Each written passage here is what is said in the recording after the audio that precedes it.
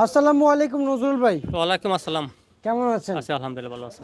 ভাইজান শ্যামবাজারে কি পরিস্থিতি দেখতে পাচ্ছেন? শ্যামবাজারের পরিস্থিতি একটু বাজার ভালো হতে পারে, একটু ভালো হবে। আচ্ছা, এই এই যে বাজার, আহ, যে অবস্থান, এই বাজার কি ভালো হবে না আর? একটু ভালো হওয়ার সম্ভাবনা আছে, কিন্তু 2-3 দিন বাজার একটু ভালো যেতে পারে। 2-3 দিন? এখন যে বাজার হয়েছে কৃষক তো একবারে মানে ক্ষতিগ্রস্ত। আচ্ছা আচ্ছা আচ্ছা এই আচ্ছা বাজার আমরা আশা করছিলাম সর্বনিম্ন বাজার 35 টাকা। এই আচ্ছা, জায়গায় মানে বাজার এসে বসছে 18 টাকাতে, 20 টাকা, 21 টাকা। বুঝতে পারছি। ভাইজান এই বাজারে আমরা তো যে অবস্থান দেখতে পাচ্ছি, এতে কৃষকের কিছুই হয় না। না, কৃষক তো যে কৃষকের যে ক্ষতিগ্রস্ত হচ্ছে এটা পোষাতে পারবে না এবছর। কারণ একটা লেবারের দাম দৈনিক 1000 টাকা, আচ্ছা আচ্ছা তারপর সবকিছুর দাম বেশি। একটা আচ্ছা, এক বস্তা মাল আসছে ভাড়া পড়ে 150 টাকা। আবার আমাদের আড়তদারি যারা কিছুই থাকে না, ঠিক থাকে না। কৃষক অনেক ক্ষতিগ্রস্ত। আচ্ছা, সব মিলিয়ে আমি যদি আপনার কাছ থেকে জানতে চাই, এই যে পেঁয়াজের বাজার, হুম, আমরা গত 1.5 থেকে 2 মাস ধরে দেখতেছি একই অবস্থান যাচ্ছে। হুম। বাজার পরিবর্তন হতে কৃষকের জন্য একটু ভালো হয়। না, 1.5-2 মাস আগে বাজার যার ছিল, এখন তো বাজার আরো খারাপ। তখন তো বাজার 30-35 বাজার ছিল, আজকে বাজার তো দেখা যাচ্ছে 18 টাকা থেকে 20 টাকা, 21 টাকা, সর্বোচ্চ বাজার 22 টাকা। আর হালি ফেজ হলে 22 টাকা থেকে 25 টাকা। এটা কোনো বাজার না, এটা বাজার বললে ভুল হবে। কারণ কৃষকের দেখা গেছে মনে হচ্ছে ফ্রি মাল, ফ্রি সার্ভিস দিয়ে আছে। যে বাজার হয়েছে কৃষকের একবারে অনেক ক্ষতিগ্রস্ত। ভাইজান আমরা তো সেই মানে কমতি বাজারের কথা বলতেছি, জি, যে গত 2 থেকে 1.5 মাস ধরে কমতেইছে বাজার, জি, জি। তাই না? হুম। বাজার তো থামতি নেই। না, বাজার ডে বাই ডে হারে কমতাছেই। আর হচ্ছে যে ভাইজান, বর্তমানে এই হালি পেঁয়াজের অবস্থান কোথায় দাঁড়িয়েছে? না, হালি পেঁয়াজের আসলে কৃষক একটা ভুল করতেছে। হালি পেঁয়াজের মাল এখন কিছু না উঠালে ভালো তো। হালি পেঁয়াজ না উড়াইতো তাহলে কৃষক একটু দেখা যাচ্ছে একদিন পরে পুরো বাদ তুলে মাল উড়াইতো, একটু পয়সা পাইতো। কিন্তু দেখা যাচ্ছে কৃষকের কিছু অর্থনৈতিক সমস্যার কারণে, দেখা যাচ্ছে কৃষক মাল উড়াই ফেলতেছে সামনে ঈদ। সেই হিসাবে উড়াই সারা কৃষক অনেক ক্ষতিগ্রস্ত হচ্ছে। আচ্ছা আচ্ছা আচ্ছা।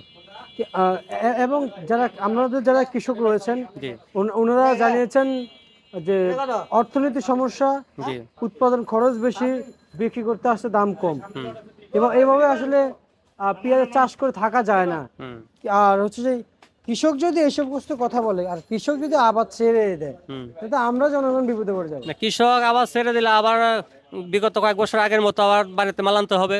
তখন মাল খাইতে হবে 150 টাকা 200 টাকা কেজি। আচ্ছা সেজন্য দায়িত্ব হইল জনগণ এবং সরকার। আচ্ছা কৃষক তো সারা বছর পেঁয়াজ উৎপাদন করে, সারা বছর কৃষক এই পেঁয়াজের উপর নির্ভরশীল, এটা দিয়ে সংসার চলে।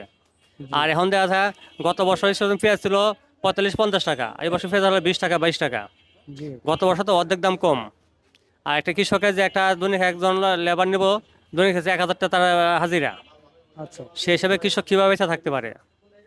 সেজন্য এই মুহূর্তে দরকার সরকার একটা পদক্ষেপ নেওয়া, আর আমাদের জনগণের দরকার যে আমাদের কৃষি প্রোডাক্ট আমরা নিজেরা খাইয়া বাজারটা একটু ঊর্ধ্বমুখী হোক। অন্তত 40-45 থাকতে এটা বাজারটা একটু ভালো বাজার থাকতো।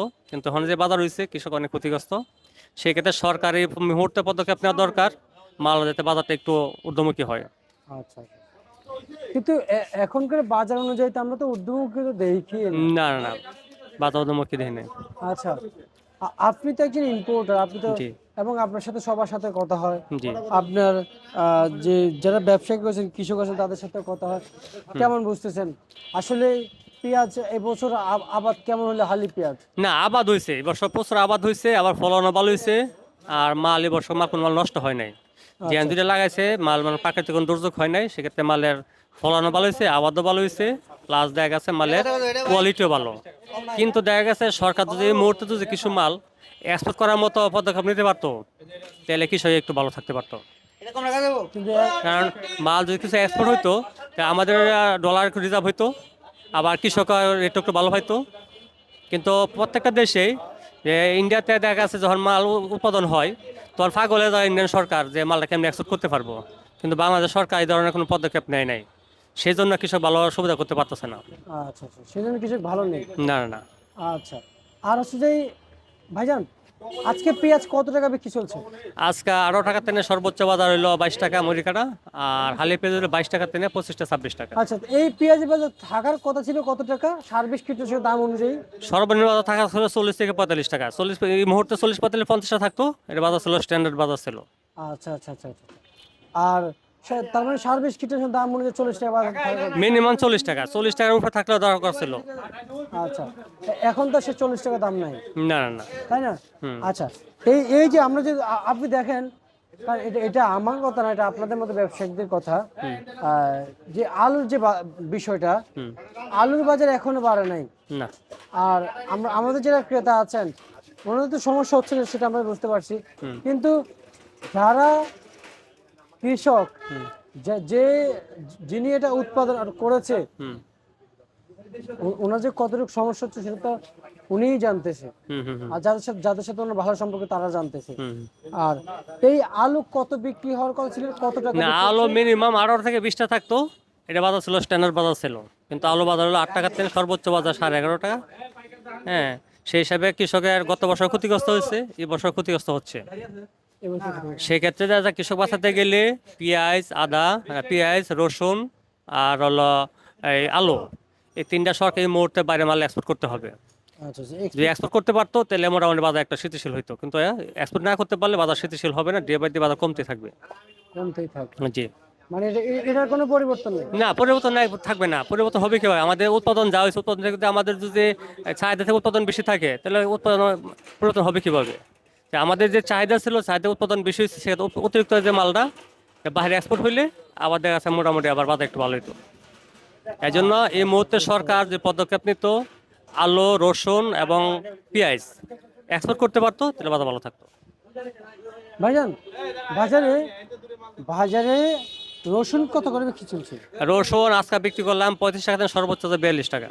আর রসুন থাকার কথা ছিল কত? রসুন থাকার মিনিমাম 70 থেকে 80 টাকা থাকার কথা ছিল। থাকার কথা ছিল? জি। আচ্ছা আচ্ছা আচ্ছা, বুঝতে পারছি। আর সেই রসুন আজকে বিক্রি চলছে